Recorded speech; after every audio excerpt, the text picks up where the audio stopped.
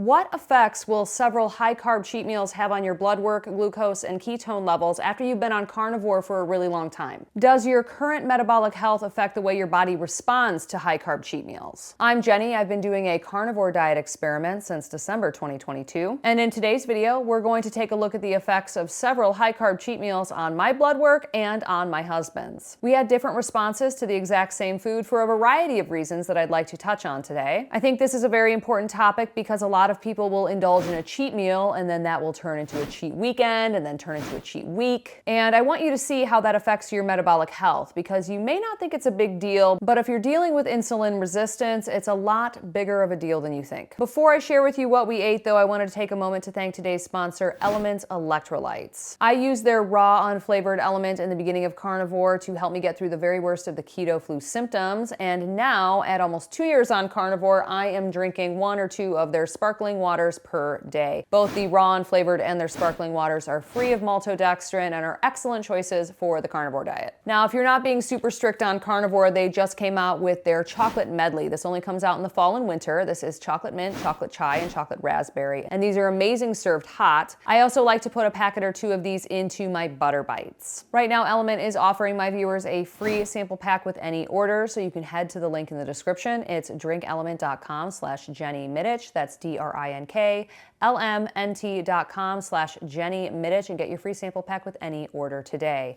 Also, in today's video, I would like to give away a free box of the chocolate medley. So if you'd like to enter this giveaway, just like this video and then let me know in the comments which of these 3 flavors you're most excited to try, the chocolate mint, the chocolate chai, or the chocolate raspberry, or if you already have tried them, which one is your favorite. 7 days after the release of this video, I will pick a winner, and the way that you'll know you won is if I respond to your comments so that I can get your contact information to send you this free box. Let's talk about the high carb cheat meals that we ate first, and then we'll go into the way that those cheat meals affected our blood work. All of these meals were eaten the last weekend in September. We always head to the apple orchard at the end of September and have our annual donuts. I only eat apple cider donuts once a year because they are so delicious. So on that Thursday, I had 3.5 apple cider donuts. My husband had 3 apple cider donuts. And then I also had a glass of cold apple cider and a half brick of vanilla praline fudge. My husband only had the donuts. We ate normal carnivore on Friday, and then on Saturday, we both had a large ice cream from Cold Stone Creamery. On Sunday, we went back to normal carnivore, and then on Monday, we got our blood work done. Now, high carb, high sugar cheat meals are way out of the ordinary for us. We typically do a keto cheat meal once a month, but a couple times a year, our cheat meal is a planned high carb cheat meal, and this was one of those times. Before we talk about blood work though, let's talk a little bit about how my husband and I are different, because that's going to affect how these cheat meals affect our numbers. I'm 40, I'm a female, I weigh 149 pounds. I'm generally in good health. I have less than a pound of visceral fat. My insulin resistance is minimal, if any. I exercise regularly. I have been overweight in the past, but I was only considered obese right after my twin pregnancy, and it took me about 1.5 years to lose all of the pregnancy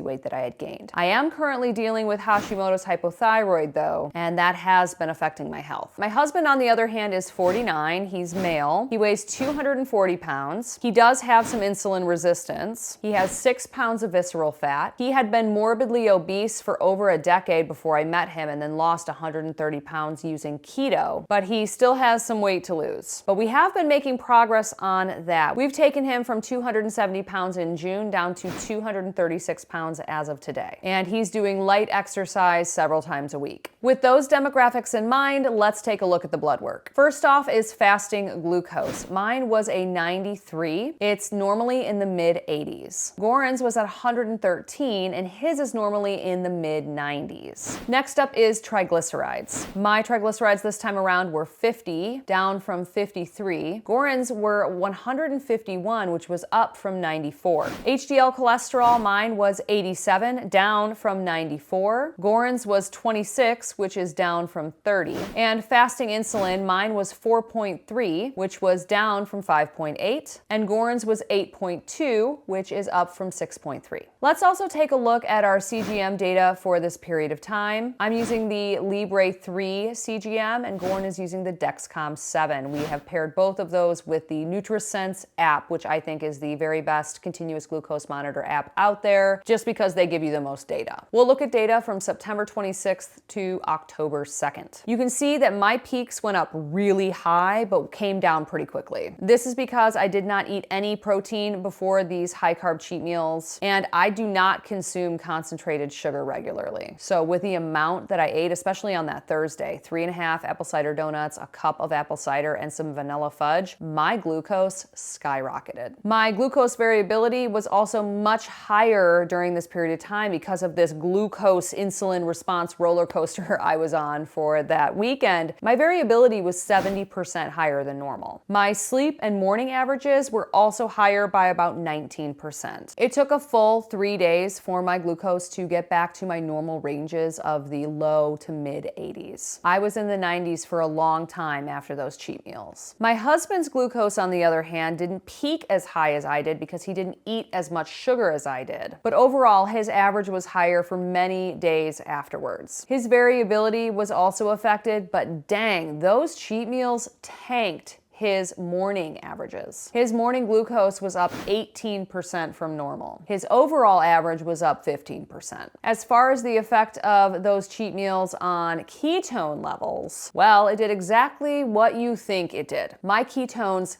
tanked. I was wearing a continuous ketone monitor during that period of time, and it went from normal levels down to 0.5 and then down to 0 for days. So, what do a few high-carb cheat meals do to your blood work? In general, you'll see rises in your fasting glucose, your glucose variability, and your overall glucose averages. Triglycerides and fasting insulin can also rise. HDL cholesterol and ketones can drop. These effects can take days to weeks to resolve once you go back to normal low-carb eating. How fast depends a lot on your metabolic health. And you can see in my blood work, the effect wasn't as bad as it was to my husband's. Now, if I had continued eating that way, my metabolic health would quickly decline. As you can see, it happens really quickly. So, what's the takeaway? I think there are 3. The first one is a cheat weekend does a lot more than you think. The second takeaway is the effects last longer than expected. And number 3, your current metabolic health and insulin resistance play a huge role in how your body will respond to high-carb cheat meals. I hope this knowledge inspires you to think before you indulge, especially during the holiday season. If you're going to have a high-carb cheat meal, make it one,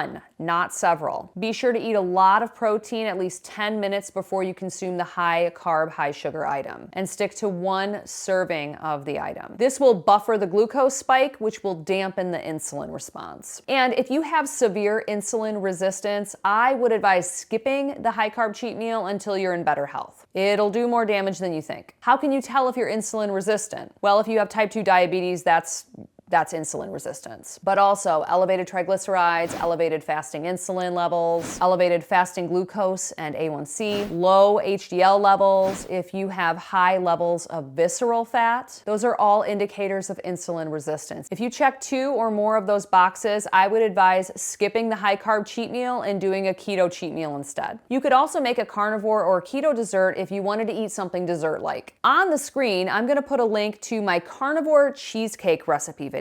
In this video, I'll show you how to make a variety of cheesecakes that will not spike your blood sugar. I'd like to take a moment to thank my channel members. These are people that are supporting the testing and data gathering that I do so I can share all of this information with you here on YouTube. If you would like to become one of my channel members, you can head over to the links in the description. You can either join here on YouTube or you can join over on Patreon. Every little bit helps, and I thank you so much for your continued support. Thank you so much for watching. If you have any questions, please leave them in the comment section below. And with that, I'll see you in the next video.